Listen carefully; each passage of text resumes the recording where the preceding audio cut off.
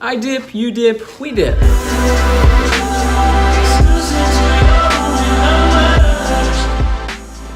Whether you know what the dip is or not, you've experienced it. The dip is most famously known as this moment in time right before you quit something that you've set out to accomplish. Time out.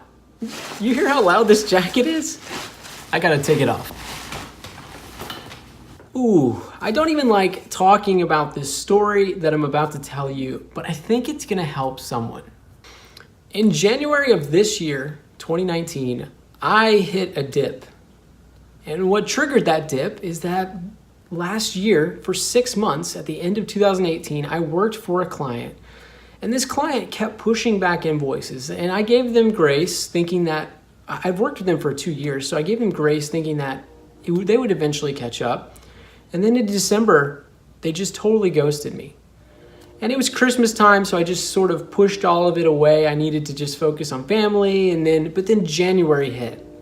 And it soaked in. Like it finally hit me that I had spent 6 months working on all of this stuff that I might not get paid for. And honestly, it had a much bigger effect on me than I thought. I thought at this point, I'm far enough into freelance. I've had this happen to me before. I thought I could just shake it off. But for some reason, I couldn't. This meant that I didn't hit my financial goal for last year. It took a huge shot at my confidence because I thought I had a great relationship with the client. And number 3, it just made me question why I'm even in this. So we're at March now, and I still have not gotten paid for that client, and I am still pursuing that money. But the thing that's important here is that I am no longer in that dip, and I want to tell you how I did that. Well, in like this dark bubble of feelings that I had in January, I started searching for motivation. That's the only thing that I know to do. I start reaching out to people that have maybe had similar experiences. I start reading books. I start listening to podcasts. Well, in this one podcast, I heard about a book called The Dip by Seth Godin. There are a lot of points in this book that are worth reading. But I will tell you my biggest takeaway. Seth Godin talks about a way to view the dip in a positive light. It's actually a pretty cool opportunity. And if you use the dip correctly, it's the thing that can separate you from the rest of the world. Okay, this is what I thought was pretty cool. There are 2 outcomes that come from being in the dip. Number 1, when you leave the dip, you can quit. A majority of people quit because of the dip. It gets them down, they get in their heads, they lose sight of what their goals are, and they quit.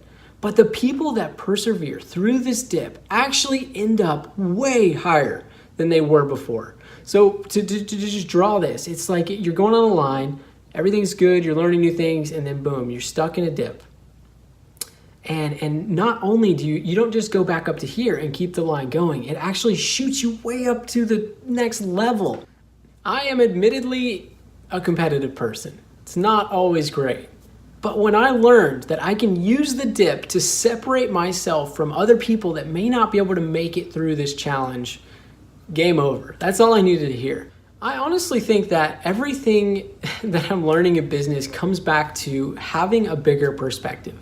It seems like when I'm in one of these down and out situations, I get tunnel vision and there's just nothing I can do to think positively. But if I were able to just step back, get a larger perspective of what this dip is going to do to my career, it's all worth it.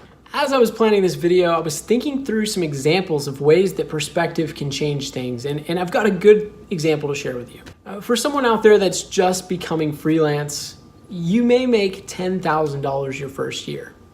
$10,000, how crummy does that feel? You look around at other people and you see that they are making $30,000, $60,000, $100,000 and you're making 10. It's embarrassing, right?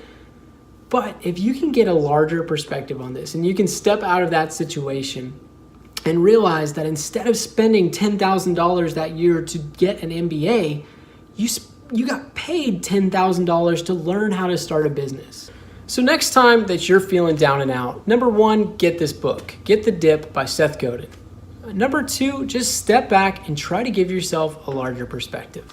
As always, thank you for letting me video journal my life and just document all of this and share it with you.